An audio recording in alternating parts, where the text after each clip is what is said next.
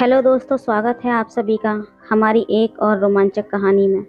उम्मीद करती हूँ आपको ये कहानी बेहद पसंद आएगी। रोज़ रात को देवरानी के कमरे से बेहद रोमांटिक भरी आवाज़ें आती थीं। इस तरह की आवाज़ सुनकर मेरे अंदर की भावनाएं उमड़ने लगतीं। फिर एक दिन मैं उनके कमरे की खिड़की के पास जाकर देखने लगी। उस वक्त जो मंजर मैंने अपनी देवरानी के कमरे में देखा था, उससे तो मेरे पैरों तले ज़मीन निकल गई थी। क्योंकि मेरे देवर जी जिस तरह की परफॉर्मेंस दे रहे थे, उसे देखकर तो मेरे दिल में बेचैनी उठने लगी थी। अब उस मंज़र को मैं भुला नहीं पा रही थी। मेरे जहन में वो मंज़र पूरी तरह से घुल चुका था। ये सब कुछ देखकर मुझे अपने जज्बातों पर काबू रखना मुश्किल हो रहा था। तब मैंने एक फ़ैसला कर लिया। उस दिन जब देवरानी अपने मायके गई हुई थी, तब रात को मैं देवरानी के कपड़े पहनकर देवर जी के कमरे में सो गई। जब आधी रात हुई तो देवर ने मुझे देवरानी समझकर पूरी रात। हेलो दोस्तों, मेरा नाम रूबिया है और मैं दिखने में बेहद सुंदर हूँ। मैं एक मिडिल क्लास फैमिली से ताल्लुक़ रखती हूँ। मैं एक ऐसे गांव की रहने वाली थी जहाँ की औरतें अपने और पति के बीच की घटना को खुलकर बता दिया करती थीं। उस वक्त मेरी उम्र 17 साल थी।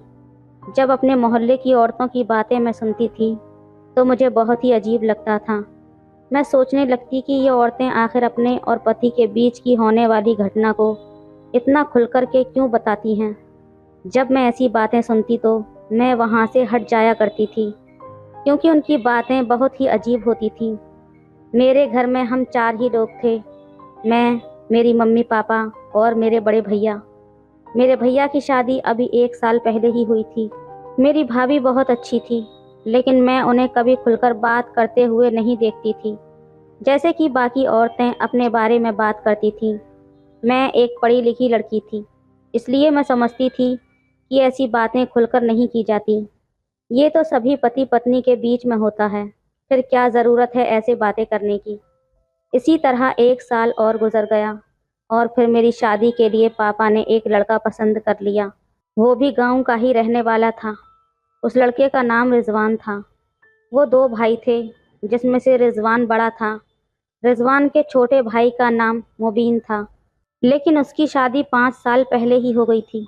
रिजवान के पापा नहीं थे, सिर्फ उसकी माँ ही थी, जो अपने दोनों बेटों को खूब लाड़ प्यार से पाल पोस कर बड़ा किया था। रिजवान के छोटा भाई ज़्यादा पढ़ा लिखा नहीं था, इसलिए वो खेती बाड़ी ही करता था और पहलवानी करता। लेकिन रिजवान एक पढ़ा लिखा आदमी था और वो शहर में एक कंपनी में नौकरी करता था। मेरे पापा बिना मुझे कुछ बताए मेरी शादी रिजवान से तय कर दिए। उस वक्त मेरे मन में कई सवाल आ रहे थे।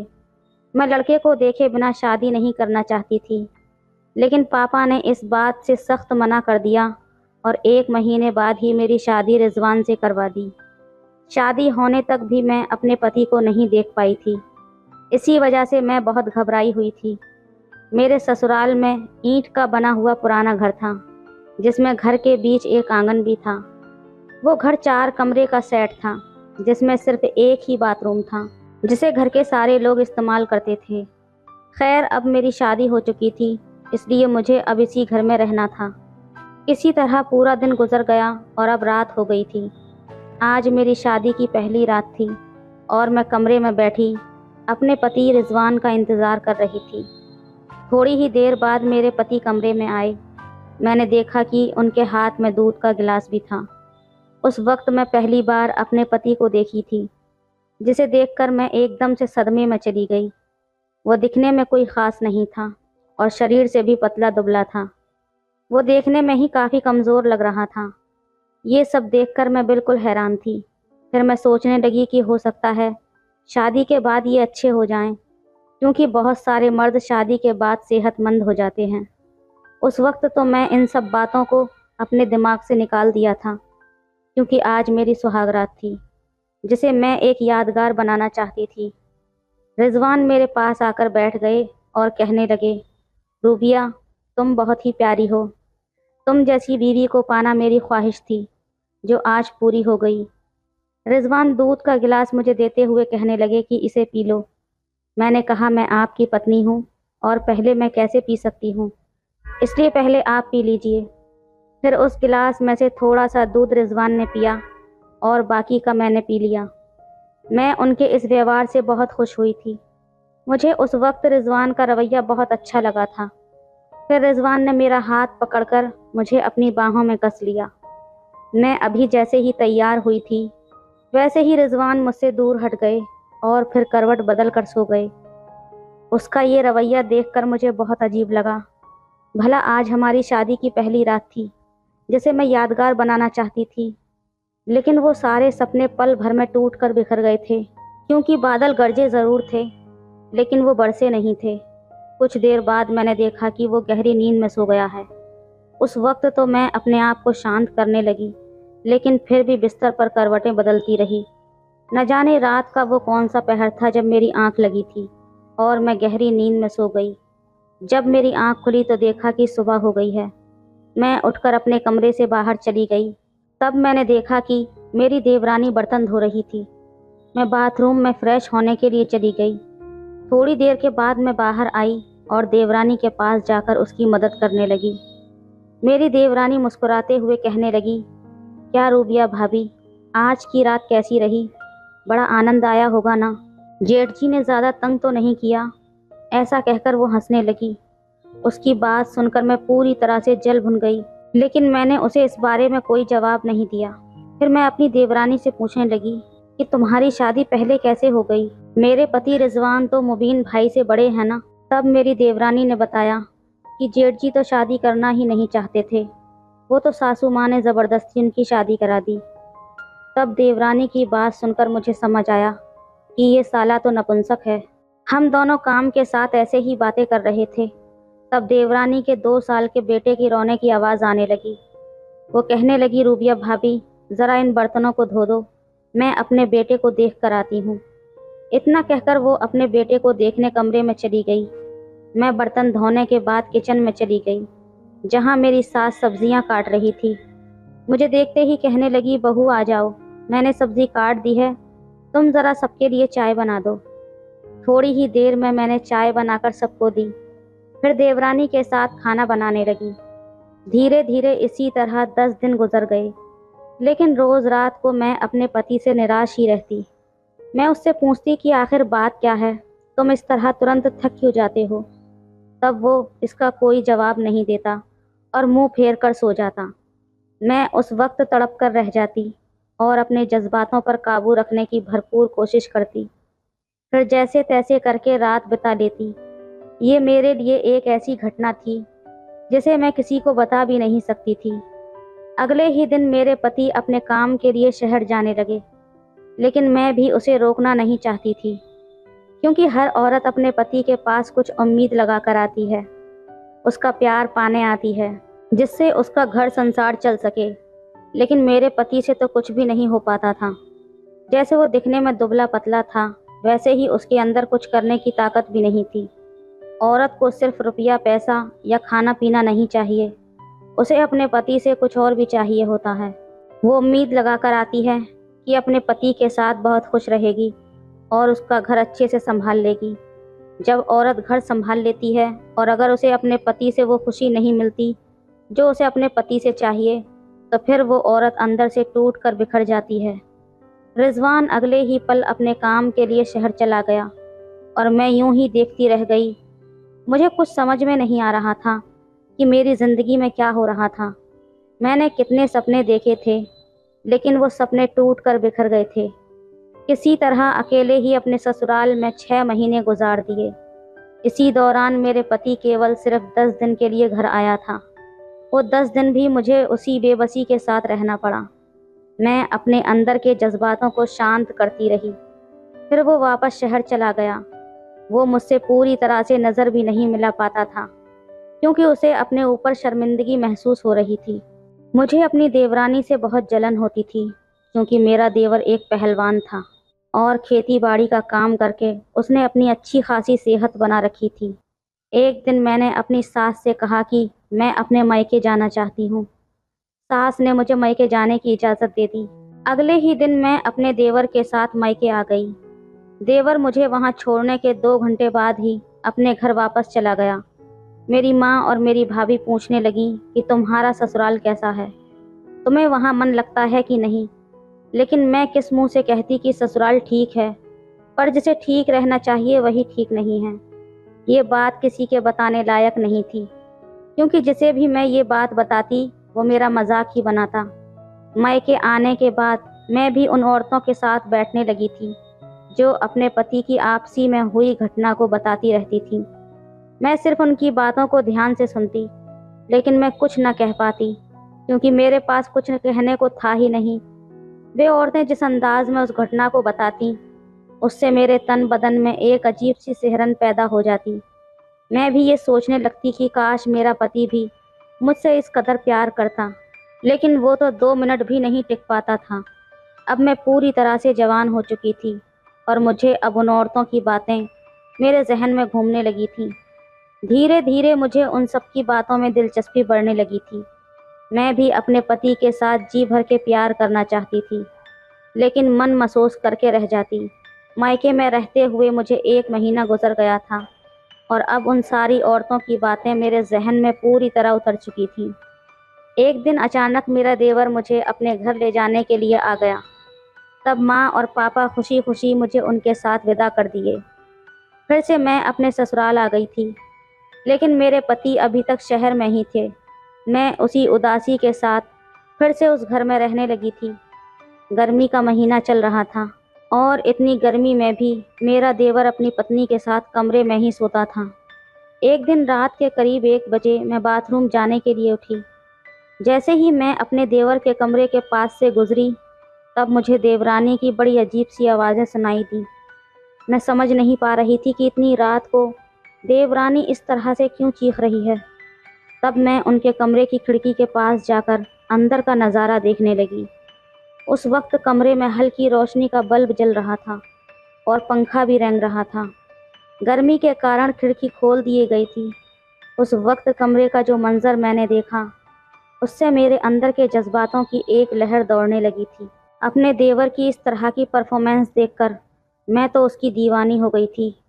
मुझे लगने लगा था कि काश मेरा पति भी इस तरह की परफॉर्मेंस दे पाता।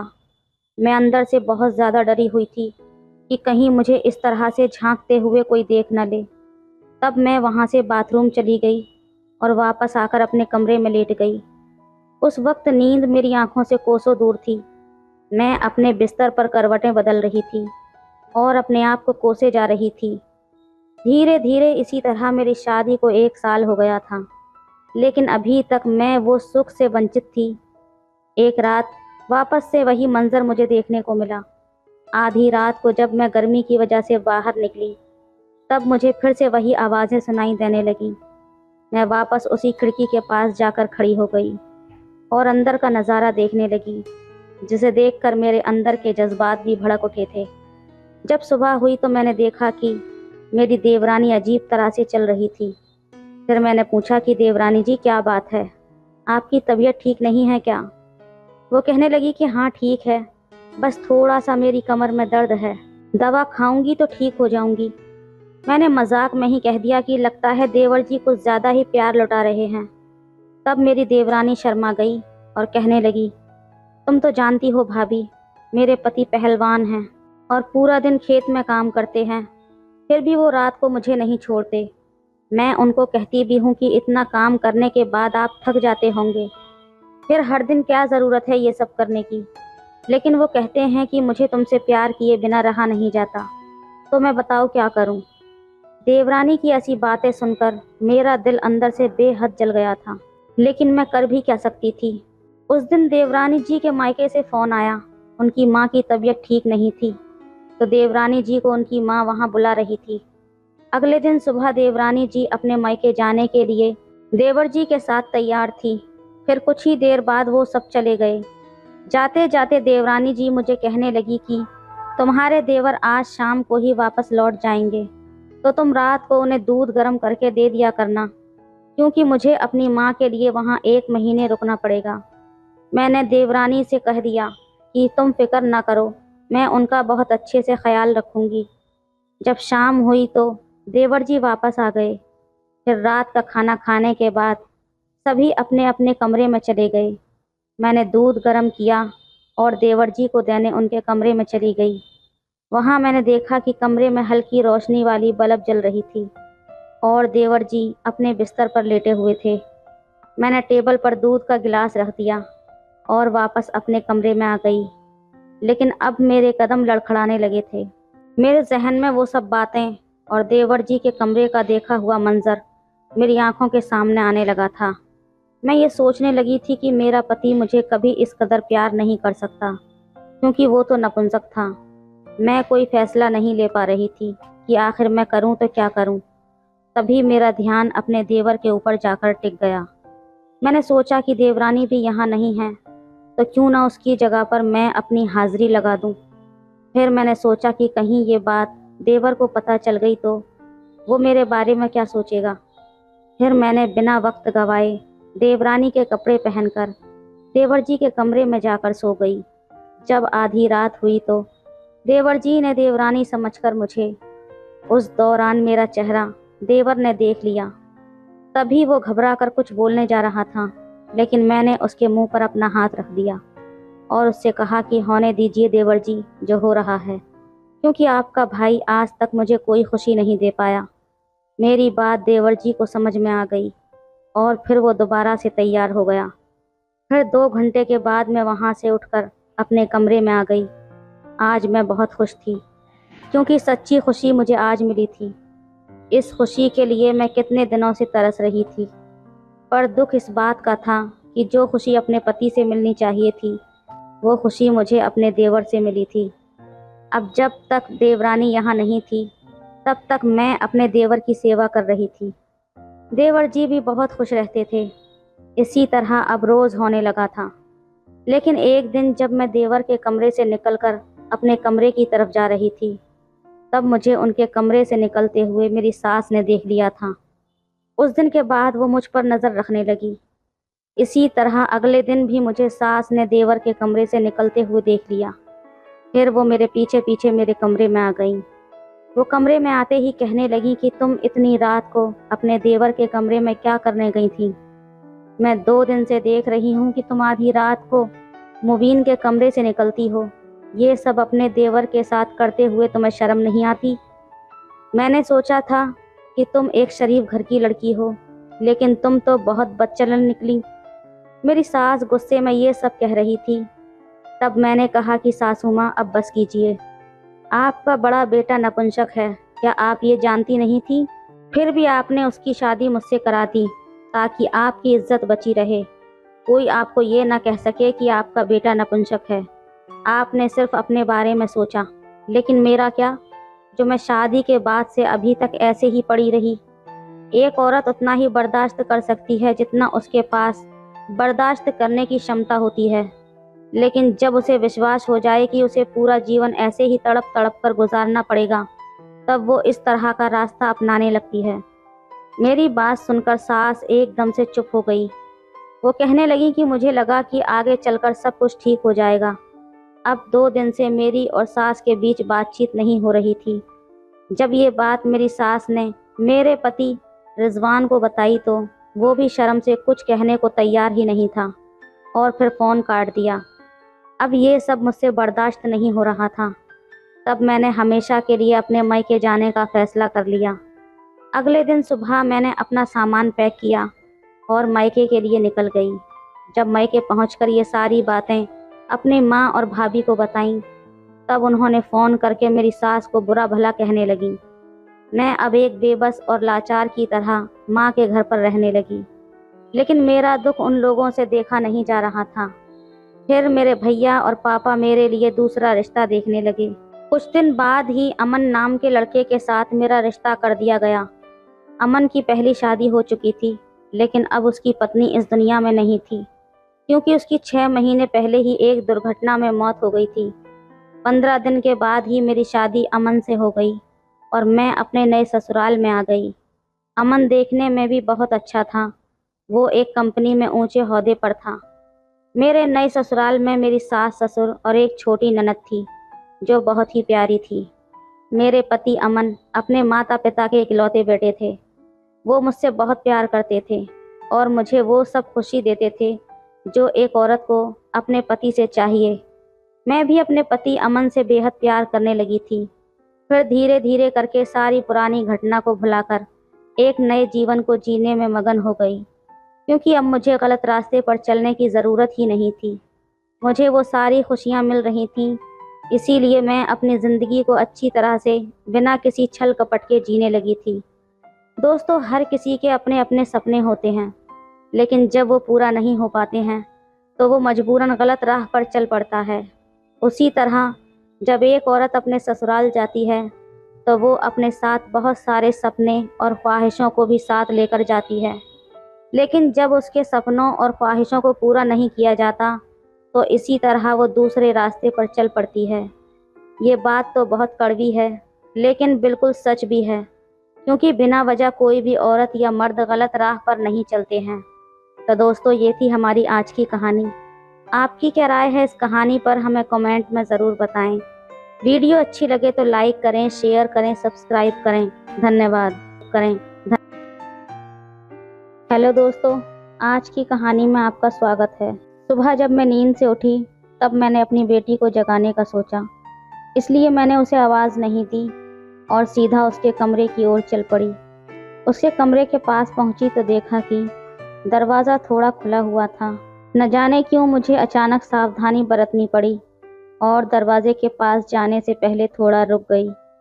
फिर धीरे धीरे कदम बढ़ाते हुए दरवाजे के पास पहुंची और बाहर से ही दरवाजे की दरार से अंदर झांकने लगी। तब अंदर का दृश्य देखकर मेरी हालत ख़राब हो गई। मेरे पूरे शरीर में सनसनी सी दौड़ गई, क्योंकि कविता बिस्तर पर सोई हुई थी। उसने ब्लैक टी शर्ट और काली टाइट जीन्स पहने हुए थी। तब उसकी टी शर्ट थोड़ी ऊपर उठ गई थी। कहने को तो वो बिस्तर के किनारे पर पड़ी थी और उससे थोड़ी ही दूरी पर मेरा बेटा अंजुमन खड़ा था। वो उसके इतने करीब खड़ा होकर उसे ऊपर से नीचे तक देख रहा था, और वो केवल देख ही नहीं रहा था बल्कि उसका हाथ भी हिला रहा था। हे भगवान, अब मैं क्या करूं? इस लड़के की हरकतें, वो इतना निडर हो गया है कि मेरे घर में होते हुए भी वो कविता के कमरे में जाने की हिम्मत कर रहा है और उसे चुपचाप देख रहा है। और सबसे बड़ी बात तो ये थी कि वो मेरा 21 साल का बेटा अंजुमन था, जो मेरी 25 साल की बेटी कविता को देख रहा था। उसके बाद दिन ब दिन उसकी हिम्मत और बढ़ती जा रही थी। उसकी ये हिम्मत देखकर मुझे और भी ज़्यादा डर लगने लगा था कि वो कोई और कदम उठाकर कहीं उसे नुकसान न पहुंचा दे, जिससे उन दोनों के जीवन का विनाश हो जाएगा। अंजुमन के कविता के प्रति इस तरह के विचार मैंने कभी नहीं देखे थे, लेकिन अब वो बड़ा हो रहा था और मैंने उसकी तरफ ध्यान नहीं दिया था। लेकिन दिन ब दिन वो उसकी तरफ ज़्यादा आकर्षित होने लगा था। कविता उससे 4 साल बड़ी थी, इसलिए उसकी दुनिया अलग थी। उसके कॉलेज फ्रेंड सर्कल्स अलग थे, जिनका अंजुमन से ज़्यादा संबंध नहीं था। वे दोनों घर में एक साथ होते थे, या जब हमारा परिवार कहीं एक साथ जाता था तब वे एक साथ होते थे। जैसे कि आम भाई बहन एक दूसरे के साथ मस्ती करते हैं, एक दूसरे से शरारत करते हैं और एक दूसरे को तंग करते हैं, वैसे ही वो भी व्यवहार करते थे। कविता हमेशा की तरह उसके साथ खुलकर और बेफिक्र होकर रहती थी। शायद उसकी इस बेफिक्र आदत के कारण अंजुमन के मन में उसके प्रति आकर्षण पैदा हो गया था, और फिर उसकी बेफिक्री का फ़ायदा उठाकर अंजुमन उसके और करीब जाने लगा था। कविता अपनी ही दुनिया में मगन थी, इसलिए उसे कभी ध्यान नहीं आया कि उसका छोटा भाई उसे किस नज़र से देखता था। जब भी उसे मौका मिलता वो उसे देखता रहता, खासकर जब वो झुकी हुई होती या नीचे बैठी होती, तब वो उसे हर एंगल से देखता रहता। वो कोई भी देखने का मौका नहीं छोड़ता था, बल्कि मस्ती करने के बहाने उसे छूने की भी कोशिश करता था। जहाँ नहीं छूना चाहिए वहाँ भी टच कर दिया करता। इस तरह जब भी उसे मौका मिलता वो कविता के साथ मस्ती करता और उत्साहित होकर झट से अपने कमरे में भाग जाता। वो कमरे में क्यों जाता था ये मुझे समझने में देर नहीं लगी, और जब भी ऐसा कुछ होता मुझे खुद पर शर्मिंदगी महसूस होती, क्योंकि मेरा अपना बेटा मेरी अपनी बेटी को इस तरह देख रहा था। ये मेरे लिए बहुत शर्मनाक बात थी, और अंजुमन के लिए भी, क्योंकि वो ये काम कर रहा था, और मेरे लिए क्योंकि मैं ये सब देखकर भी कुछ नहीं कर पा रही थी। लेकिन मैं उसे कैसे दोषी ठहराऊं? मुझे अपने बेटे पर दया आती थी। आज के मॉडर्न ज़माने में जहां बच्चों को टीवी, सिनेमा, इंटरनेट और मोबाइल से असीमित जानकारियां मिलती हैं, उसका असर उनके व्यवहार पर पड़ रहा था। ये कैसे संभव है? बुरा तो ये था कि मैंने कभी नहीं सोचा कि वो ऐसा करेगा। मेरे पति कितनी मेहनत करते हैं ताकि हमारे बच्चों को एक अच्छा और सुखी जीवन मिले। जब उन्हें पता चलेगा कि उनके बेटे का मन इस मॉडर्न दुनिया के कारण कितना भ्रष्ट हो गया है, तब उन्हें कितना दुख पहुंचेगा। और मेरे पति से ये बात कहने की मेरी बिल्कुल भी हिम्मत नहीं थी। अगर उन्हें ये पता चल गया तो वो अंजुमन की मानसिकता को समझने की कोशिश भी नहीं करेंगे और उसे या तो मार पीट कर सुधारेंगे या घर से बाहर निकाल देंगे। इसलिए मैंने सोचा कि अंजुमन के मन की बात कविता को थोड़ा इशारे में बता दूं, ताकि वो उसके साथ सतर्कता से पेश आए। लेकिन इससे ये भी हो सकता था कि उसके मन में अंजुमन के प्रति नफरत पैदा हो जाए और उनके संबंध हमेशा के लिए बिगड़ जाएं। और अगर उसने अंजुमन से कुछ कहा तो अंजुमन गुस्से में आकर कुछ गलत कदम उठा सकता था, जिससे उनका भविष्य बर्बाद हो सकता था। मुझे उन भाई बहन के पवित्र रिश्ते को ख़त्म नहीं करना था और ना ही उनके असली संबंधों को नुकसान पहुंचाना था। इसलिए मैं कविता को कुछ नहीं बता पाई और अंजुमन पर नज़र रखती रही। सही समय पर उसे समझाने का सोचने लगी। अब जब भी अंजुमन कविता को गुपचुप देखता तो मैं उसे किसी न किसी बहाने वहाँ से हटने पर मजबूर कर देती, जिससे अंजुमन का उतावलापन रुक जाता। लेकिन आज अंजुमन की हिम्मत देखकर मुझे समझ आया कि अब ठोस कदम उठाने का समय आ गया है। अगर मैंने अंजुमन को समय पर नहीं रोका तो वो कविता की ज़िंदगी बर्बाद कर देगा। मुझे अब कुछ करना था, लेकिन मुझे समझ नहीं आ रहा था कि अंजुमन की इस हरकत पर क्या कदम उठाऊं। मुझे यकीन था कि अगर मैं उसे सही तरीके से संभालूं तो वो सामान्य हो जाएगा। फिर उस समय मुझे जो सही लगा मैंने वो करने का फैसला किया। अगर मैं अचानक अंजुमन को बिना बताए अंदर जाती तो वो घबरा जाता, और अगर कविता उसे उस हालत में देख लेती तो उसे भी बहुत बुरा लगता। इसलिए मैंने सोचा कि थोड़ा शोर मचा दूं ताकि अंजुमन को पता चल जाए कि मैं अब जाग चुकी हूँ। इस तरह वो सावधान हो जाएगा और कविता के कमरे से निकल जाएगा। तब मैंने रसोई में जाकर एक प्लेट गिरा दी, जिससे बड़ा शोर हुआ। मेरी उम्मीद के मुताबिक कुछ ही समय बाद मैंने देखा कि अंजुमन की परछाई पास के रास्ते से गुजर रही थी। उसके जाते ही मुझे राहत महसूस हुई। फिर मैंने कविता को आवाज़ दी और उसे उठाने के लिए उसके कमरे की तरफ गई। तब मैंने अंदर झांक कर देखा, तब कविता अभी भी सो रही थी। इतनी आवाज़ें देने के बाद भी कविता नहीं उठी थी। ये देखकर मुझे बड़ा आश्चर्य हुआ। अगर वो इतनी गहरी नींद में सोएगी तो अंजुमन उसे आसानी से देख सकेगा और कोई भी गलत हरकत करेगा। आखिरकार मैंने उसके पास जाकर उसे जगाया। तब उसने देर होने के लिए मुझ पर गुस्सा किया और दौड़कर बाथरूम में चली गई। फिर मैं अपने काम में लग गई। कुछ ही मिनटों बाद मैंने देखा कि अंजुमन कविता के कमरे की तरफ जा रहा था। तब कविता तैयार हो रही थी। ये सोचकर मैंने अंजुमन को रोकने की कोशिश की। मैंने फिर से थोड़ा शोर किया, जिससे अंजुमन को पता चल गया कि मैं आ रही हूँ। तब अंजुमन ने मुझे देखा और शर्म से उसकी नज़रें झुक गईं। फिर वो जल्दी से अपने रूम में चला गया। मैं कविता के बाहर जाने का इंतज़ार करने लगी। वो तैयार होकर बाहर आई और मुझे बाय करके चली गई। तब मैंने अंजुमन को हॉल में बुलाया, लेकिन उसने कोई जवाब नहीं दिया। तब मैं उसके रूम की तरफ गई और देखा कि वो वहाँ नहीं था। फिर मैंने देखा कि वो बाथरूम में था। तब मैंने दरवाजे के पास जाकर अंदर की आवाज़ सुनी। फिर मैं वापस हॉल में आकर बैठ गई। कुछ देर बाद अंजुमन बाहर आया और मुझसे पूछने लगा, मम्मी आपने मुझे बुलाया था क्या? मैंने कहा हाँ, इधर बैठो, मुझे तुमसे कुछ बात करनी है। मेरे आवाज़ के टोन से उसने समझ लिया कि मैं किस बारे में बात करने वाली हूँ। तब वो बेचैन हो गया और थोड़ा घबराकर वो मेरे दबे पांव मेरे पास आकर बैठ गया। और तब मैंने उसे डांटना शुरू किया।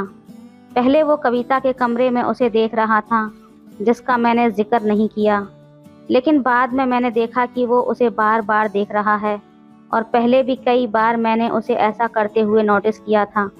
मैंने उसे इस बारे में खूब डांटा। अब अंजुमन को समझ में आया कि उसकी चोरी पकड़ी गई है और मुझे सब पहले से ही पता है। तब वो डर गया। फिर मैंने उसे धमकी दी कि मैं उसके पापा को बताऊंगी। ये सुनकर वो रोने लगा और बोला, मम्मी प्लीज़ मम्मी, ऐसा मत करो। ये कहते हुए वो मुझसे माफ़ी मांगने लगा। उसने कहा कि वो ऐसा अब दोबारा कभी नहीं करेगा और मुझसे एक मौका मांगने लगा। अब वो मेरे पैर पकड़कर माफ़ी मांग रहा था। तब मैंने उसे थोड़ा समझाया और बताया कि वो जो कर रहा था वो कितना गलत था और अगर किसी को पता चल गया तो कितनी बदनामी होगी। आखिरकार मैंने उसे ये वादा लिया कि वो अब दोबारा ऐसा नहीं करेगा और उसे डांटना बंद किया। मुझे लगा कि अब वो समझ गया है और फिर ऐसा नहीं करेगा। इसके बाद अंजुमन बिल्कुल सीधा हो गया और मैंने उसे फिर से कविता को देखता हुआ नहीं पाया। इससे मुझे लगा कि उसने अपनी गलती समझ ली है और अब वो सुधर गया है। इसके बाद मैंने 1 महीने तक उससे थोड़ी दूरी बनाए रखी और उससे कम ही बात की, ताकि उसे ये एहसास रहे कि वो जो कर रहा था वो गलत था। धीरे धीरे सब कुछ सामान्य हो गया और हम पहले की तरह हंसते खेलते बातें करने लगे।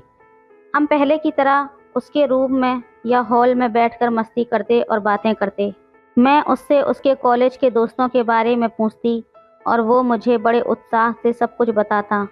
तब उसकी बातें सुनकर मुझे बहुत मज़ा आता और मैं बहुत खुश हो जाती। लेकिन फिर एक दिन मैंने उसे फिर से कविता को देखते हुए पाया। हालांकि वो अब ज़्यादा सतर्क था, लेकिन मैंने फिर भी उसे पकड़ लिया। मुझे फिर से गुस्सा आने लगा, लेकिन इस बार मैंने उसे पहले की तरह नहीं डांटा, क्योंकि मुझे उसकी चिंता होने लगी। क्योंकि उसने मुझे बताया था कि उसकी एक गर्लफ्रेंड है और वो अपने दोस्तों के साथ रहता है। फिर भी उसे अपनी बहन को देखने की ज़रूरत क्यों पड़ी, ये मेरी समझ में नहीं आया। तब मैंने तय किया कि मैं इस बारे में उससे फिर से बात करूंगी। 3 दिन बाद दोपहर को हम दोनों घर में अकेले थे। वो अपने रूम में था और मैं अपने रूम में आराम कर रही थी। मैंने सोचा कि इस बारे में उससे बात करूं और उसके कमरे की तरफ गई। तब उसका दरवाज़ा बंद था और जब मैंने खोलने की कोशिश की तो वो अंदर से लॉक था। फिर मैंने दरवाज़ा खटखटाया और उसे आवाज़ दी। उसने अंदर से जवाब दिया और दरवाज़ा खोला। अंजुमन, दरवाज़ा बंद करके क्या कर रहे हो? मैंने उससे पूछा। कुछ नहीं, बस ये मैगज़ीन पढ़ रहा था, उसने कहा और बेड के पास जाकर एक मैगज़ीन दिखाने लगा। अगर वो मैगज़ीन पढ़ रहा था तो दरवाज़ा बंद करने की क्या ज़रूरत थी? वो ज़रूर कुछ और कर रहा था। मुझे पता करना था कि वो क्या कर रहा है। लेकिन इस बार मैंने उसे पहले समझाने का फ़ैसला किया। लेकिन मैं उससे कविता के बारे में बात करने आई थी, तो मैंने बिना कुछ और कहे उसके बिस्तर के पास जाकर पूछा, कौन सी मैगज़ीन पढ़ रहे हो? और उसके हाथ से मैगज़ीन लेकर देखने लगी। वो उसके कॉलेज की बुक पत्रिका थी, जिसमें कॉलेज के छात्रों के निबंध, लेख, चित्र और कविताएं होती थीं। मैंने मैगज़ीन उसे वापस देते हुए पूछा, क्या पढ़ रहे थे इसमें? उसने मैगज़ीन खोलकर एक लेख दिखाया और कहा, मैं ये पढ़ रहा था। मैंने कहा, बता तो सही क्या है इसमें? और उसके पास बिस्तर पर लेट गई। अंजुमन बिस्तर पर पीठ के बल लेटा था, तो मैं उसके पास थोड़ी सी जगह में लेट गई। फिर हम दोनों ने मिलकर वो लेख पढ़ा। अंजुमन ने कहा, इसमें और कुछ भी इंटरेस्टिंग नहीं है, तुम क्या पढ़ना चाहती हो? फिर उसने वो मैगज़ीन मुझे दे दिया। तब मैं बिस्तर के किनारे पर लेटते हुए फिसल गई। तभी अंजुमन ने झट से मुझे पकड़ने के लिए अपना हाथ बढ़ाया, लेकिन गलती से उसका हाथ गलत जगह टच हो गया। तब उसने दूसरे हाथ से मुझे पकड़ने की कोशिश की और उसने मेरी कलाई पकड़ ली और मुझे ऊपर खींच लिया। उसकी इस हरकत से मेरे अंदर एक अजीब सी सिहरन दौड़ गई। अंजुमन भी चेहरे से पूरा घबराया हुआ लग रहा था। फिर उसने कहा, मम्मी वो मैं। तब मैंने हंसते हुए कहा, अरे कोई बात नहीं बेटा, मुझे तो तुम्हारा शुक्रिया अदा करना चाहिए। अगर तुमने नहीं पकड़ा होता तो मैं गिर जाती। तब अंजुमन भी हंस पड़ा और माहौल हल्का हो गया। फिर मैंने उससे कहा, ये तुम मुझे पढ़कर सुनाओ, मुझे छोटे अक्षर अच्छी तरह दिखाई नहीं देते। तब अंजुमन ने मैगज़ीन लेकर पढ़ना शुरू किया। तब मैंने उसे और आरामदायक बनाने के लिए अपना हाथ उसके सर के नीचे रखा और उसे और पास खींच लिया। फिर उसने लेख पढ़कर सुनाया और कहा, अब आगे का तुम पढ़ो। तब मैंने मैगजीन को अपने हाथ में पकड़ लिया और अगले पन्ने पलटने लगी। तब अंजुमन पास ही लेटा हुआ था। एक पन्ने पर रुककर मैं मन ही मन में लेख पढ़ने लगी। कुछ क्षण के बाद मैंने हलचल महसूस की। तब अंजुमन ने अपना एक पैर मेरे पैर पर रखा था और उसका शरीर थोड़ा हिल रहा था। पहले तो मुझे समझ में नहीं आया, लेकिन जब मैंने ध्यान दिया तो समझा कि ये सब क्या है। मैंने सोचा वो तो मैगजीन पढ़ रहा था, फिर ऐसा क्यों हुआ। मैंने नीचे देखा और पाया कि अंजुमन का हाथ मेरी कमर के पास था। तब मुझे समझ में आया कि जब मुझे गिरते वक्त उसने मुझे पकड़ा था, तब उसका हाथ गलत जगह टच हो गया था। मुझे ये सोचकर थोड़ी अजीब सी फीलिंग हुई। तब मैंने धीरे से अंजुमन के चेहरे की तरफ देखा। वो शांत था। मैंने सोचा वो क्या सोच रहा होगा। मैंने खुद को शांत किया और मैगजीन फिर से पढ़ने लगी। मैं मन ही मन प्रार्थना करने लगी कि अंजुमन को ये सब ना समझ में आए। अब मुझे समझ नहीं आ रहा था कि मैं क्या करूं।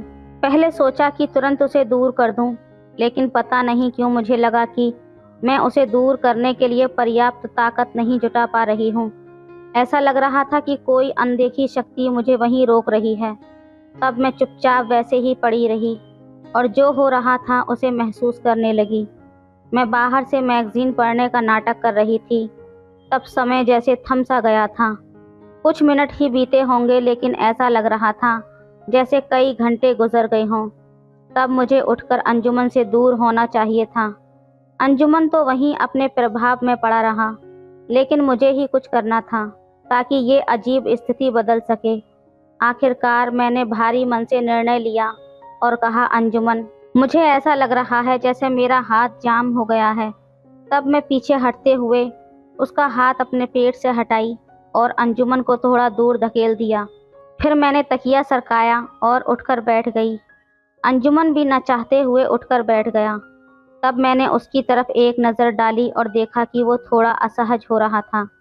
तब उससे बात करने के लिए मैंने कहा, अंजुमन, मेरा गला सूख गया है, क्या तुम मुझे एक गिलास पानी ला सकते हो? अंजुमन बिस्तर से उठा और पानी लेने चला गया। जैसे ही वो बाहर गया, मुझे थोड़ी राहत मिली और उसे भी अपनी भावनाओं को संभालने का समय मिला। जब वो पानी लेकर लौटा तो मैंने एक नज़र उस पर डाली और देखा कि वो अब सामान्य था। तब मैंने उससे पानी का गिलास लिया और जल्दी से पी लिया। इससे मुझे थोड़ी राहत मिली। फिर अंजुमन ने गिलास लिया और उसे किनारे पर रख दिया। फिर वो वापस बिस्तर पर आकर मेरे पास बैठ गया। फिर हमने कुछ हल्की फुल्की बातें की। फिर मैंने कविता के विषय में उससे बात की और पूछा कि उसने फिर से क्यों उसे देखना शुरू किया है। अंजुमन ने पहले तो मना किया, लेकिन मैंने उसे उदाहरण देकर समझाया कि मैंने कैसे देखा कि वो उसे देख रहा था। आखिरकार अंजुमन ने मान लिया कि मेरे मन में गलतफहमी हुई थी, लेकिन उसने कुछ भी गलत नहीं किया था। तब मैंने हंसते हुए उसे हल्की चेतावनी दी कि वो फिर से ऐसा ना करे। उसने हंसते हुए वादा किया और फिर हम दूसरे टॉपिक पर बात करने लगे। थोड़ी देर बाद मैंने कहा कि अब मुझे जाना चाहिए और मैं उसके रूम से निकलकर अपने रूम में आ गई। अपने रूम में आकर मैं बिस्तर पर बैठ गई और उस पूरी घटना के बारे में सोचने लगी। तब मुझे कुछ समझ में नहीं आ रहा था, इसलिए मैंने खुद को आईने में देखने लगी। फिर सोचा, क्या मेरे स्पर्श से अंजुमन का कुछ संबंध था? जवाब मिला, हाँ, इसका अंजुमन से संबंध था। इसका मतलब था कि अंजुमन को मेरे ओर आकर्षण हो गया था। सोचते सोचते मुझे ये समझ में आ गया कि मुझे अंजुमन का ध्यान कविता से हटाना होगा। मुझे पता था कि कैसे उसे कविता से दूर करना है। उस विचार ने मेरे अंदर फिर से एक नई सिहरन भर दी थी। अब मुझे पता था कि वो अनचाहा विचार क्या था। फिर उस घटना के बारे में सोचते हुए मैं खुद में खो गई। मुझे फिर से पसीना आने लगा और मैं काफ़ी रिलैक्स महसूस करने लगी। इसी दौरान कब मेरी आंख लग गई मुझे पता ही नहीं चला। अगले दिन से मैं एक नए उत्साह के साथ काम में लग गई। मैंने खुद पर ध्यान देना शुरू किया, अपने रूप, सुंदरता और स्वास्थ्य पर। सबसे पहले मैंने सख्त डाइटिंग शुरू की, जिससे मैंने तले भुने और तेल मसाले वाले खाने को कम कर दिया। फिर मैंने घर पर ही एक्सरसाइज और योगा करना शुरू किया। ताकि मेरी अनचाही चर्बी कम हो सके। करीब 2 महीने बाद मेरी मेहनत का असर दिखने लगा और मैं थोड़ी पतली हो गई। अब मैं स्लिम दिखने लगी थी। अब जब भी घर में कोई नहीं होता मैं एक्सरसाइज करती, इसलिए किसी को मेरी इस मेहनत का पता नहीं चला। फिर मैंने ढीले ढाले कपड़े पहनना बंद कर दिए और फिटिंग वाले कपड़े पहनना शुरू कर दिए। पहले जब मैं मोटी हो गई थी तब मैंने अपनी पसंदीदा साड़ियाँ पहनना बंद कर दिया था, लेकिन अब मैंने फिर से बनारसी साड़ियाँ पहनना शुरू कर दिया। इससे मुझे बहुत खुशी मिली। 2 बच्चों के बाद काम-काज में उलझकर मैंने खुद पर ध्यान देना ही छोड़ दिया था, लेकिन अब मैंने फिर से खुद पर ध्यान देना शुरू किया। मैंने हल्का मेकअप और लिपस्टिक भी लगाना शुरू कर दिया। हमारे बंगले के पास ही एक पार्लर था, जिसकी मालकिन मेरी दोस्त थी। वो मुझे हमेशा सर्विस लेने के लिए बुलाती थी, लेकिन मैं हमेशा उसे टालती रहती थी। अब मैं उसके पार्लर में जाकर फेशियल और ब्लीचिंग करवाने लगी। फिर मैंने अपने बाल छोटे कटवाकर रंगवा लिए और एक अच्छी हेयर स्टाइल बनवाई, जिससे मेरा चेहरा और भी आकर्षक लगने लगा। 1 महीने में ही मेरा पूरा रूपरेखा बदल गया था और मैं पहले से बिल्कुल अलग दिखने लगी थी।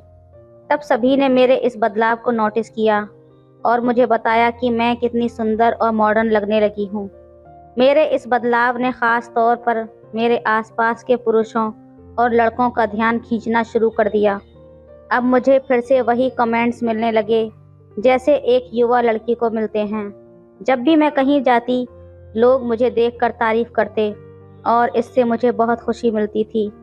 मार्केट में पुरुषों का ध्यान मेरी ओर होता और मैं इसे एंजॉय करती। मेरे इस बदलाव का सबसे बड़ा असर मेरे बेटे अंजुमन पर हुआ था। पहले वो मुझे बस यही कहता, मम्मी तुम अब कितनी अलग दिखती हो, लेकिन अब वो मुझे उसी नज़र से देखने लगा जैसे वो कविता को देखता था। घर में जब भी मैं होती, उसकी नज़रें मुझ पर हमेशा टिकी रहती। अब अपनी बेटी कविता को बचाने के लिए मैं अपना जलवा उसे दिखाने लगी थी। मैं उसकी हर मदद करने लगी और उसे अपनी झलक दिखाने लगी। पहले पहले मुझे थोड़ा अजीब लगा। इस समस्या का समाधान खोजते हुए मैंने सोचा, लोहा लोहे को ही काटता है, और मैंने अंजुमन के मन से कविता को हटाकर अपनी जगह बनाने की पूरी कोशिश की। मैंने अंजुमन के मन में अपने लिए प्यार बढ़ाने की कोशिश की। यह एक बड़ा रिस्क था, लेकिन मैं ज़्यादा नहीं सोच रही थी। मैंने तय कर लिया था कि जो होगा अब देखा जाएगा। फिर मैंने देखा कि अंजुमन के लिए मैंने अपने अंदर जो बदलाव किए थे, उसमें मुझे भी अच्छा महसूस होने लगा था। हर बार जब मुझे पता चलता कि अंजुमन मुझे देख रहा है, तो मुझे और भी ज़्यादा आनंद आने लगा। अब जब भी मैं कुछ करती तो कमरे का दरवाज़ा खुला छोड़ देती, ताकि अंजुमन मुझे देख सके। सुबह के समय अगर वो घर पर होता तो वो दरवाजे के पास ज़रूर होता। जब मैं स्नान के बाद बाहर आती, तब मैं जानबूझकर ज़्यादा समय लेती ताकि वो मुझे अच्छी तरह देख सके। जब हम दोनों टीवी देखते या बातें करते, तो मैं उसे अपने पास बुलाती, उसके साथ मजाक करती। मैंने उससे उसके कॉलेज की लड़कियों और फिल्मों की हीरोइनों के बारे में भी बातें करना शुरू कर दी। धीरे धीरे वो मुझसे और भी ज़्यादा खुलने लगा और मुझे उससे बातें करने में आनंद आने लगा। अंजुमन अब हमेशा मुझे देखने लगा था, जैसे कविता को देखता था। जब वो अपने कमरे में होता तो मैं दरवाजे के बाहर खड़ी होकर उसके अंदर की बातें सुनने की कोशिश करती। मैंने उसे कई बार मेरा नाम पुकारते हुए सुना। अब वो भी मेरा ध्यान खींचने के लिए कोशिश करने लगा। जब हम मस्ती करते तो वो मुझे छूने की कोशिश करता। धीरे धीरे अंजुमन का संकोच कम हो गया और वो ज़्यादा खुलने लगा। अब अगर मैं उसे इधर उधर छूते हुए देखती तो वो जल्दी नहीं हटता, बल्कि शांतिपूर्वक वहाँ से मुस्कुराते हुए निकल जाता। तब उसने मुझे दिखाना शुरू कर दिया था कि वो मेरे लिए कितना परेशान है। एक दिन दोपहर में जब मैं कहीं बाहर से आई, तब अंजुमन ने दरवाज़ा खोला। वो कॉलेज से आया था और सिर्फ कविता घर में थी। तब उसने मुझे पानी ला कर दिया। जब मैंने कविता के बारे में पूछा तो उसने बताया कि वो डांस की क्लास लेने गई है। इसका मतलब उस समय घर में केवल मैं और अंजुमन ही थे। अंजुमन के पापा रोज़ रात को देर से आते थे। दिन में घर पर या तो मैं अकेली होती या मेरे साथ अंजुमन और कविता होते। तब मैंने सोचा, अंजुमन घर में अकेला था तो शायद उसने कंप्यूटर पर फिल्म देखी होगी या कुछ और कर रहा होगा। मुझे यकीन था कि वो अकेले में कुछ न कुछ तो कर रहा होगा। तब बाहर से थकी हुई आई थी, इसलिए मैं सोफे पर लेट गई और आंखें बंद कर लीं। हालांकि मेरी आंखें बंद थीं, लेकिन मैं अंजुमन को हल्की सी नज़र से देख रही थी। वो बगल के सोफे पर बैठा हुआ था और टीवी देख रहा था, लेकिन असल में वो मुझे ही देख रहा था। तब मैंने कॉटन की साड़ी पहन रखी थी और थोड़ा पसीना भी आ रहा था, जिसे मैंने साड़ी के पल्लू से पोंछा और फिर वैसे ही लेट गई। जब मैंने आंखें खोली तो अंजुमन की नज़र मुझ पर ही थी। तब मैं धीरे से उठकर सीधा बैठी और उसने मेरी ओर देखा। तब हम दोनों की नज़रें मिलीं, लेकिन तब उसके चेहरे पर कोई संकोच नहीं था। उसने शांतिपूर्वक मेरी नज़रों का सामना किया और फिर टीवी देखने लगा। तब मैंने कहा, चलो मैं कपड़े बदलकर शावर लेती हूँ। ये कहकर मैं सोफे से उठकर गई। मेरी तरफ से ये उसके लिए एक संकेत था।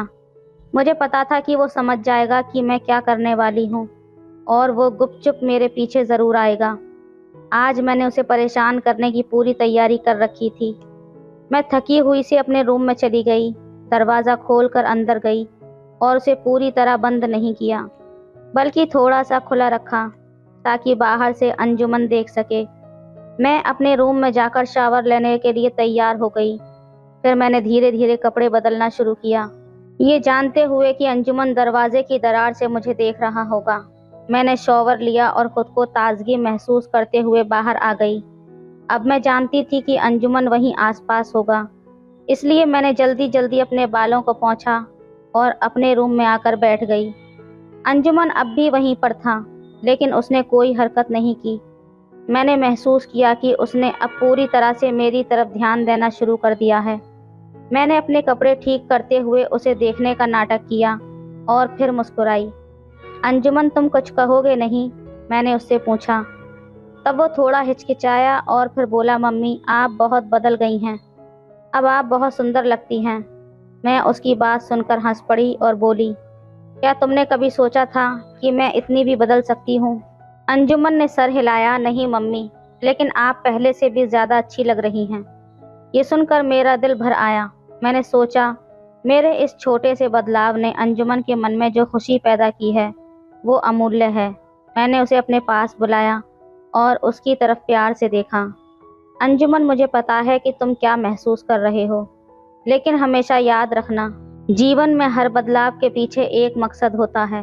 मैंने ये सब कुछ तुम्हारे लिए किया है ताकि तुम समझ सको कि खुद से प्यार करना और खुद का ख्याल रखना कितना ज़रूरी है। अंजुमन ने मेरी बात समझते हुए सर हिलाया और फिर हमें इस पल का आनंद लेने दिया। उस दिन के बाद से अंजुमन और मेरे बीच का रिश्ता और भी मजबूत हो गया। उसने मुझसे ज़्यादा खुलकर बातें करनी शुरू की और मैं भी उससे हर छोटी बड़ी बात शेयर करने लगी। हम दोनों ने एक दूसरे के साथ समय बिताने की कदर करना सीखा और ये भी समझा कि जीवन के हर मोड़ पर एक दूसरे का साथ देना कितना महत्वपूर्ण होता है। हमारे इस बदलाव ने हमें और भी करीब ला दिया और हम दोनों ने मिलकर एक नई शुरुआत की। तो दोस्तों, ये थी हमारी आज की कहानी। आपकी क्या राय है इस कहानी पर? हमें कमेंट ज़रूर करें। वीडियो अच्छी लगे तो लाइक करें, शेयर करें, सब्सक्राइब करें। धन्यवाद। सब्सक्राइब करें। धन्यवाद। सब्सक्राइब। हेलो दोस्तों, आज की कहानी बेहद रोमांटिक है, इसलिए प्लीज़ पूरी सुनें। मेरा नाम पंकज है और मैं 30 साल का हूँ। मैं उत्तर प्रदेश का रहने वाला हूँ और ये कहानी मेरी और मेरी सासू माँ की है, जो कि सच्ची घटना पर आधारित है। ये बात 2020 की है। एक दिन मैं और मेरी पत्नी सविता घर में अकेले थे। हम दोनों अपने रोमांस में बिल्कुल मगन थे। तब मैंने देखा कि कमरे के दरवाजे पर मेरी सास खड़ी थी। मैंने बाहर का मेन डोर लॉक किया था, इसलिए बेडरूम का दरवाज़ा खुला ही था। लेकिन सासू माँ के पास हमारे फ्लैट की एक चाबी थी। शायद उसी से वो अंदर आ गई थीं। मैं सासू माँ को देखकर एकदम से रुक गया, पर वो मुझे कैरी ऑन का इशारा करके चली गईं। उन्होंने बाहर जाकर फिर से डोर बेल बजाई, तो मैं जल्दी से बाहर का दरवाज़ा खोलने आया। मैंने दरवाज़ा खोला तो सासू माँ दरवाजे पर थीं। उनके चेहरे पर मुस्कान थी। मैं अपनी पत्नी को आवाज़ देते हुए बोला, सविता, मम्मी जी आई हैं। तब सविता बोली, आ रही हूँ, रुको। 5 मिनट के बाद वो कपड़े पहनकर बाहर आ गई। उसके आते ही दोनों माँ बेटी गले मिली। उस वक्त दोपहर के 2 बजे थे। सविता बोली, मम्मी जी, चाय बना दूँ? सासू माँ ने हामी भर दी, ठीक है बेटा। वो किचन में गई तो देखा वहाँ दूध नहीं था। मैं बाहर दूध लेने चला गया। तब सविता बोली, मैं खुद जा रही हूँ, मुझे बाहर दुकान वाली आंटी से कुछ पुराना हिसाब किताब पूरा करना है। ये कहकर सविता बाहर चली गई। मैं और सासू माँ घर पर अकेले रह गए थे। अब मैं उनसे नजरें नहीं मिला पा रहा था। तभी वो बोली, सॉरी दामाद जी, मुझे अचानक ऐसे नहीं आना चाहिए था। मैं बोला, कोई बात नहीं मम्मी जी, आपका ही तो घर है। वो मंद मंद मुस्कुराती हुई बोली, शर्माओ मत ज़्यादा, मैं सविता से कुछ नहीं कहूँगी। हम दोनों शांत बैठे रहे। तब सविता आ गई और चाय बनाकर ले आई। सविता ने सासू माँ से पूछा, मम्मी आज अचानक कैसे आना हुआ? तब सासू माँ ने बताया कि वो मेरे ससुर जी की कुछ प्रॉपर्टी और बैंक के काम से आई हैं, क्योंकि हाल ही में कुछ दिनों पहले मेरे ससुर जी का स्वर्गवास हो गया था। तो ससुर जी की जो प्रॉपर्टी वगैरह थी वो सासू माँ के नाम पर करवानी थी। ये काम कल मुझे ही सासू माँ के साथ जाकर करवाना था, इसलिए सासू माँ आई थी। उस रात हमने खाना वगैरह खाया और सोने के लिए चले गए। हमारे घर में बस 2 ही कमरे थे, जिसमें एक कमरे में सासू माँ सो गईं और एक कमरे में मैं और मेरी पत्नी सविता सो गए। आज मैं और सविता ऐसे ही चुपचाप सो गए थे। अगले रोज देश भर में लॉकडाउन लग गया था। कोई कहीं नहीं जा सकता था। हमारी अपार्टमेंट में भी कोरोना के कारण सील कर दी गई थी और सासू माँ अब यहीं पर फंस गई थी। शुरू के 4-5 दिन तो जैसे तैसे कटे, फिर घर में रहना मुश्किल होने लगा। हम टीवी देखते रहते, मोबाइल देखते रहते। मैं घर में पूरे कपड़े पहने रहता। सासू माँ साड़ी और सविता ज़रूर हल्के कपड़े पहन रहती थी। अब सासू माँ के सामने मैं अपनी पत्नी सविता के साथ कंफर्टेबल फील नहीं कर पा रहा था। मुझे बहुत अजीब सा लगता था। एक दिन सासू माँ जब बाथरूम में थीं, तब मैंने सविता को पीछे से जाकर गले लगा लिया। वो छटपटा उठी और बोली, पागल हो गई हो क्या? मम्मी हैं अभी यहाँ पर। मैं मुंह बनाकर वापस आ गया और सविता से नाराज़ हो गया। पहले मैं थोड़ी देर बालकनी में बैठा रहा, फिर अंदर अपने कमरे में आ गया। थोड़ी देर बाद मैं ऊपर छत पर गया, फिर भी मेरा मन नहीं लग रहा था। सविता समझ गई थी कि मैं नाराज़ हूँ, पर वो भी क्या कर सकती थी। अगले दिन सुबह 10 बजे मैं नहाकर आया तो मुझे अपना एक लोवर नहीं मिल रहा था। तब मैंने सविता को खूब आवाज़ें लगाईं, लेकिन वो नहीं आई। तब मैं तौलिया लपेट कर बाहर आया और सासू माँ के सामने ही सविता को गोद में उठाकर अपने बेडरूम में ले गया। सविता चिल्लाती रह गई, ये क्या बदतमीजी है, ये क्या कर रहे हो? पागल हो गए हो क्या? मम्मी देख रही है। लेकिन मैंने उसकी एक ना सुनी। बेडरूम में ले जाकर मैंने उससे कहा, तुम बहरी हो गई हो क्या? तुम्हें सुनाई नहीं देता? मैं कब से आवाज़ें दे रहा हूँ, मेरा लोवर नहीं मिल रहा है। फिर उसने मुझे सॉरी बोला और अलमारी से मेरा लोवर निकाल कर मुझे दिया। कुछ देर बाद हम दोनों साथ में बाहर निकले तो उस समय सासू माँ कुछ बेचैन सी टीवी देख रही थी। मैं भी उनके सामने बैठ गया और टीवी देखने लगा। तब मेरी नज़र सासू माँ पर पड़ी तो वो मेरी ही तरफ देखकर मंद मंद मुस्कुरा रही थी। मुझे ये देखकर बहुत अजीब लगा। पता नहीं कैसे अचानक मैंने सासू माँ से पूछा, क्यों मम्मी जी, क्या ख्याल है मेरे बारे में? इतने में सविता मेरे पीछे आकर बोली, ये क्या बदतमीजी है पंकज, मेरी मम्मी से ये कैसी बातें कर रहे हो तुम? तभी मैंने बात को पलटते हुए कहा, अरे मम्मी जी, मेरा मतलब था कि देखो मुझ में कितनी ताकत है, आपकी बेटी को उठा सकता हूँ मैं। फिर मैंने कहा, सॉरी मम्मी जी, वो मैं खुद पर काबू नहीं रख पाया। वो मुस्कुरा कर बोली, कोई बात नहीं, मैं कोई पुराने ज़माने वाली सासू माँ नहीं हूँ। मैं प्राइवेट कॉन्वेंट स्कूल की टीचर रह चुकी हूँ, फ्रांस और लंदन में घूम चुकी हूँ। मैं जानती हूँ कि घर में ऐसे बोरिंग तरीके से नहीं रहा जाता, और अभी तो ये लॉकडाउन कम से कम 2 महीने रहेगा। मैंने आज गौर से सासू माँ को देखा। सामान्य से लंबा कद, गोरा रंग, सुंदर चेहरा, हमेशा मुस्कुराती रहती थीं और स्टाइलिश साड़ी पहनती थीं। मेरी सासू माँ दिल्ली के टॉप कॉन्वेंट स्कूल में इंग्लिश टीचर थीं। तब मैंने पूछा, मम्मी जी आप फ्रांस कब गई थीं? तब उन्होंने कहा, हनीमून पर तुम्हारे ससुर जी ले गए थे, लेकिन शादी के पहले फैशन कंपटीशन में पार्टिसिपेट किया था, तब भी गई थी। मैं बोला, तभी आप इतनी स्टाइलिश हो। सासू माँ बोली, मैं पहले ही दिन से कहना चाह रही थी कि तुम लोग खुलकर रहो, मेरा लिहाज मत करो।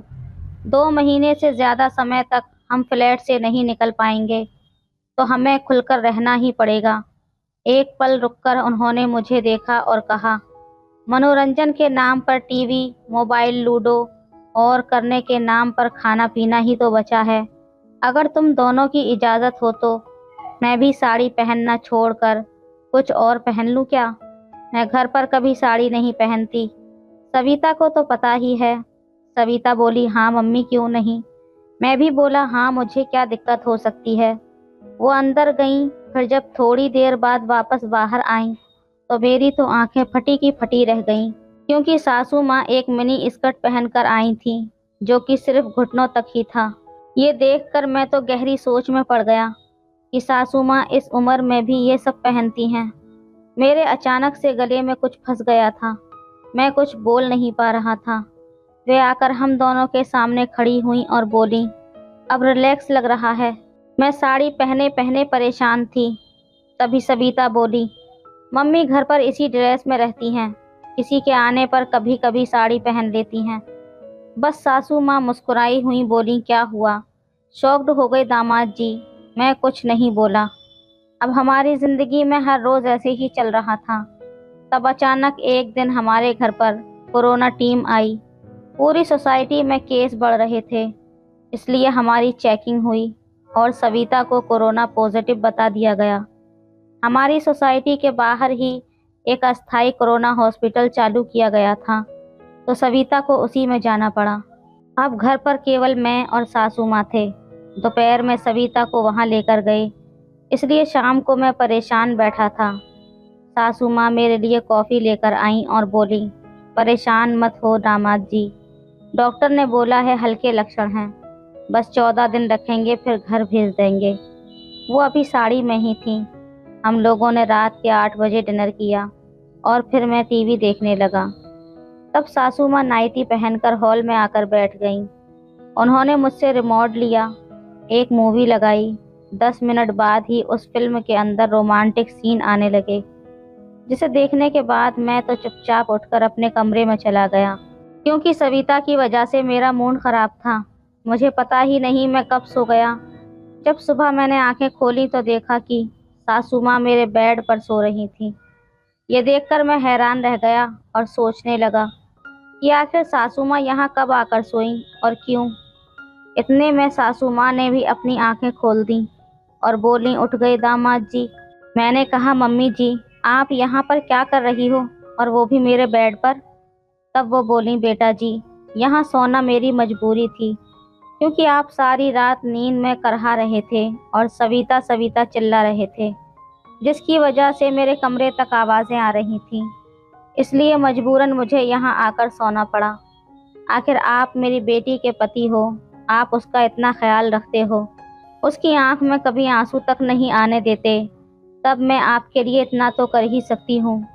जब वो यहाँ नहीं है तो आपका ख्याल रखना मेरा फ़र्ज़ बनता है। मैं आपको ऐसी हालत में नहीं देख सकती, इसलिए अपनी बेटी के खातिर मुझे ये करना पड़ा। उनके चेहरे पर अपनापन का भाव साफ झलक रहा था और वो बहुत ही खुश लग रही थीं। कुछ देर बाद हम लोग उठे और नहा धोकर मेरी पत्नी सविता से मिलने चले गए। उससे मिलकर आने के बाद हम एक साथ खाना खाया और पूरा दिन खूब एंजॉय मस्ती की। रात के खाने के बाद सासू माँ आज फिर मेरे साथ ही सो गई थीं। जब तक मेरी पत्नी घर वापस नहीं आई, तब तक सासू माँ हर रोज़ मेरे कमरे में ही सोती थीं और मेरा बहुत ख्याल रखती थीं। जब मेरी पत्नी वापस आई तो मैंने उसको सब कुछ बताया और वो ये सब सुनकर बहुत खुश हुई और अपनी माँ को मेरा ख्याल रखने के लिए धन्यवाद कहने लगी। फिर जब तक लॉकडाउन चला, तब तक हम तीनों ने मिलकर खूब मौज मस्ती की और उसके बाद सासू माँ अपने घर पर चली गई थीं। लेकिन मेरी पत्नी के कहने पर हमने अपनी सासू माँ को अपने पास ही रहने के लिए बुला लिया, क्योंकि वहाँ पर वो अकेली रहती थीं। आज हम तीनों अपनी ज़िंदगियों में बहुत खुशी से मिलजुल कर रहते हैं। तो दोस्तों, ये थी हमारी आज की कहानी। आपकी क्या राय है इस कहानी पर, हमें कमेंट में ज़रूर बताएं। वीडियो अच्छी लगे तो लाइक करें, शेयर करें, सब्सक्राइब करें। धन्यवाद।